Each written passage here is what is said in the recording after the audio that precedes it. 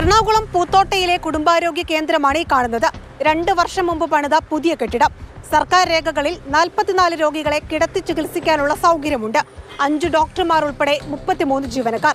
പക്ഷേ നാളിതുവരെ ഒരൊറ്റ രോഗിയെ പോലും ഇവിടെ കിടത്തി ചികിത്സിച്ചിട്ടില്ല.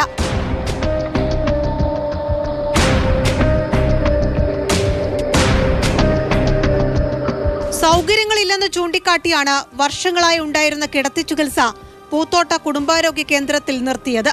2 വർഷമായി ആശുപത്രിയിലെ കിടക്കകളുടെ കിടപ്പിങ്ങനെ. പുത്തൻ മുറിയിൽ ഇതുപോലെ പൊടി പിടിച്ച് കൂട്ടിയിട്ടിരിക്കുന്നു.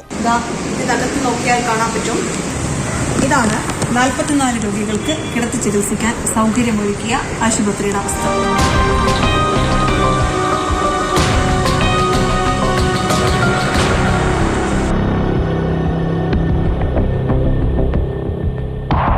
പഞ്ചായത്തുകളിലായി നൂറുകണക്കിന് രോഗികളാണ് ആശുപത്രിയെ ദിവസവും ആശ്രയിക്കുന്നത്. പക്ഷേ 4:30 മുന്നേ ആശുപത്രി അടയ്ക്കും. പനിച്ചു വിറച്ചെത്തുന്നവർക്ക് ഭാഗ്യമുണ്ടെങ്കിൽ മാത്രം ചില ദിവസം 5 മണി വരെ ഡോക്ടറെ കാണാം. റിയ, സ്ഥലം പൂത്തോട്ട.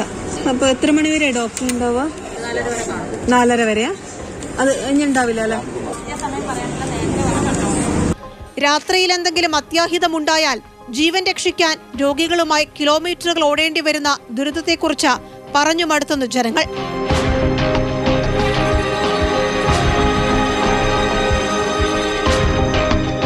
പഞ്ചായത്ത്, ബ്ലോക്ക് പഞ്ചായത്ത്, സർക്കാർ വേണ്ടത്ര ശ്രദ്ധ ചെലുത്തുന്നില്ല എന്നുള്ളതിന് ഏറ്റവും വലിയ തെളിവാണ് 44 ബെഡുകളുള്ള ഈ ആശുപത്രി ഇവിടെ ഈ മരണശയ്യയിൽ കിടക്കുന്നത്. നിരവധി രോഗികൾ ഇവിടെ വന്ന് ചികിത്സ കിട്ടാതെ വന്ന് മരണപ്പെട്ടിട്ടുണ്ട്.